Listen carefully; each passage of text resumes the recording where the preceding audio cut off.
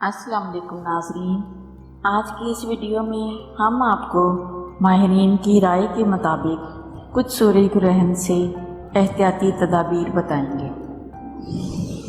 जैसे आप सबको मालूम ही है कि 21 जून को पूरे पाकिस्तान में सूरज ग्रहण होगा, जो सुबह 9:30 से लेकर दोपहर 12:30 बजे तक होगा।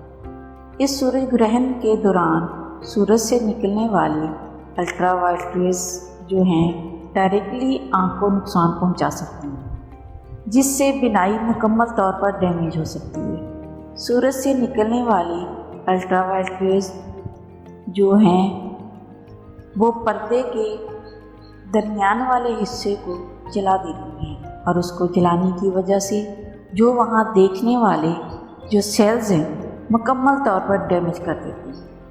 इस डैमेज की कोई रिकवरी नहीं है, ये परमानेंट होता है और सारी ज़िंदगी के लिए रहता है।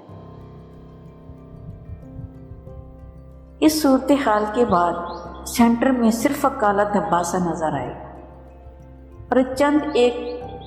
और इसके बचाव के लिए चंद एक जो चीज़ें हैं वो आपको बताते हैं कि आप सूरज ग्रहण की तरफ बिल्कुल मत देखें, डायरेक्टली या इनडायरेक्टली।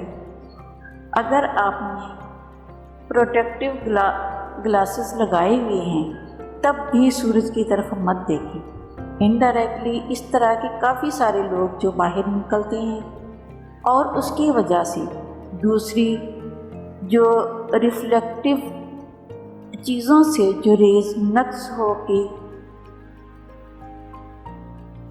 आँख के पर्दे पर जाके लग सकती है, उस टाइम के दौरान आप घर से बाहर मत निकलें और बच्चों को भी बाहर ना निकलने दें, क्योंकि वो गैर इरादी तौर पर वो सूरज की तरफ ना देखें।